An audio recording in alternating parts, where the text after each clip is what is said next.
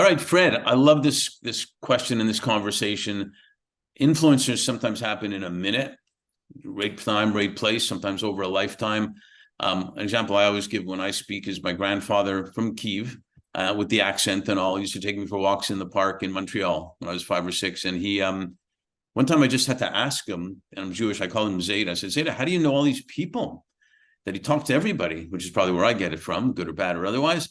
But and he said to me, well, one day I smiled at this man, and then he smiled back at me, and then he started talking to me. And we're talking, and this other person came by and smiled at us.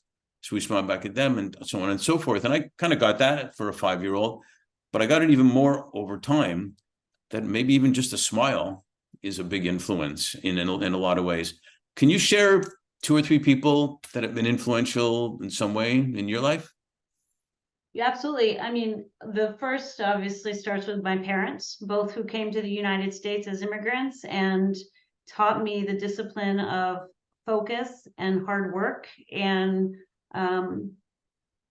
not to ever take anything for granted, but that if you work hard, you can achieve and succeed in this country, right? So I think I've been highly influenced by them and their work ethic and their just so much about them. I think also I've been highly influenced by people who have shared with me how to see the good in everyone, and taught me. I have one friend in particular. I used to always say to her, like, why do you spend so much time with all these just what I used to call wounded birds? Like, you're gathering all the wounded birds. And she said to me, she goes, everybody has a story, Fred, and it's worth listening. And I was like, huh. And I'm married to someone in healthcare, and my 2 best friends one's a psychologist and one's also in the healthcare space. And I realized, wasn't that interesting? I've surrounded myself by people who help those who need the most help in that moment.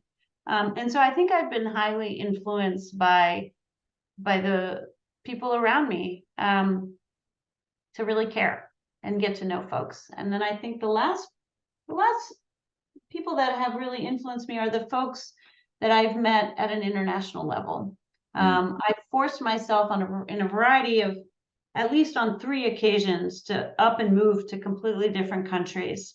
And I keep trying to remind myself of the lesson that there are people outside your sphere in other parts of the world who you have to go to learn from.